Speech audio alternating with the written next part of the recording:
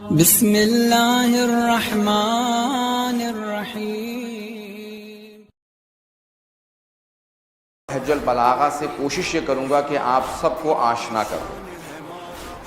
تو اس اشرے کا عنوان نہج البلاغہ یا آشنائی با نہج البلاغہ، کہ ہم آگاہ ہو سکیں کہ نہج البلاغہ کس کتاب کا نام ہے اور اس میں کون کون سے مطالب پائے جاتے ہیں۔ تو میں ایک اس میں سے انتخاب کردہ مطالب مولا کے خطبات، مکتوبات اور بہت سے کلمات قصار کو آپ کے سامنے پیش کروں گا۔ بہت سے بزرگ علماء، فقہاء، مجتہدین کئی برسوں سے نہج البلاغہ پڑھا رہے ہیں اور ابھی تک نہج البلاغہ مکمل طور پہ نہیں پڑھا پائے، تو اس کے لیے بہت زیادہ وقت درکار ہے۔ عزیزان گرامی، نہج البلاغہ سید رضی نے، حضرت آیت اللہ العظمیٰ العلامہ المحقق سید رضی، جو امام موسیٰ کاظم علیہ السلام کی 5ویں پشت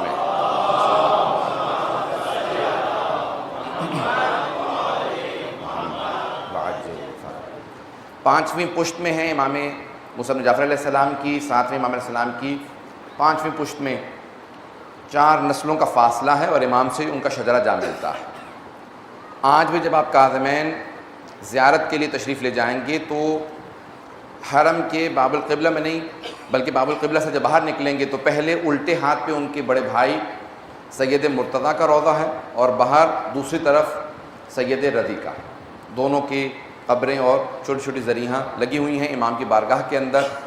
دونوں نے وصیت کی تھی، وہیں پڑھایا کرتے تھے، وہیں انہوں نے درس حاصل کیا اور دونوں کو اہل بیت کی خاص تائید حاصل تھی۔ ان کے استاد شیخ مفید تھے، سب کے ذہنوں میں واقعہ ہوگا، صرف اشارہ کر کے آگے بڑھنا ہے کہ شیخ مفید نے خواب میں دیکھا کہ خواب میں ان سے کسی نے کہا کہ اے شیخ، جناب سیدہ آپ سے ملنے کے لیے آئی۔ تو شیخ تڑپنے لگے کہ ایسا کیسے ہو سکتا ہے کہ جناب خاتون جنت زحمت کریں۔ تو خواب میں کہتے ہیں کہ میں کھڑا ہوا، دروازہ کھلا، ایک برقعے میں خاتون داخل ہوئیں، 2 بچوں کے ہاتھ پکڑ رکھے تھے اور آنے کے بعد کہا اے شیخ میرے ان دونوں بیٹوں کو پڑھاؤ۔ یہ جملہ سنا شیخ مفید جب اٹھے تو بے انتہا رونے لگے، زار و قطار گریہ کرنے لگے۔ کہا بیوی کے بیٹوں کے نام حسن و حسین ہیں، مجھ سے ایسی کون سی گستاخی ہوئی ہے شاید کہ جس کی وجہ سے بیوی نے مجھے خواب میں آ کے تنبیہ کی ہے، مجھے ڈانٹا ہے کہ تم نے اتنی جرأت کی کہ میرے بیٹوں کو پڑھانے کی کوشش کرو۔ اس دن شیخ نے درس بند کر دیا، کہا آج سے درس نہیں پڑھاؤں گا، آج میری طبیعت ٹھیک نہیں ہے، پورا دن نہ کچھ کھایا، روتے رہے۔ کہا پروردگارہ کون سی ایسی گستاخی ہوئی کہ بیوی نے مجھ سے کہا میرے بیٹوں کو پڑھاؤ؟ بھلا جوانان جنت کے سردار کہاں اور مجھ جیسا حقیر ہے خادم اہل بیت کہاں؟ سوچ ہی رہے تھے کہ اتنے میں خادم آیا، کہا اے شیخ ایک سید زادی ہیں، وہ کہتی ہیں کہ مجھے شیخ سے ملنا۔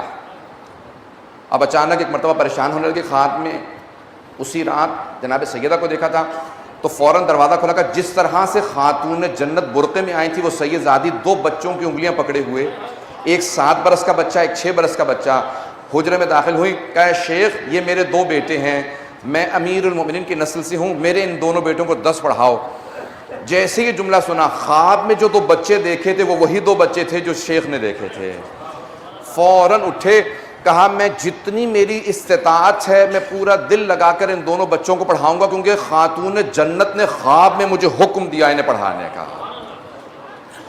وہ دونوں بچے سید مرتضیٰ اور سید رضی تھے، جن کو شیخ نے بہت ہی محنت کے ساتھ، کیونکہ بیوی کا حکم آ چکا تھا، شیخ کو پڑھانا شروع کیا۔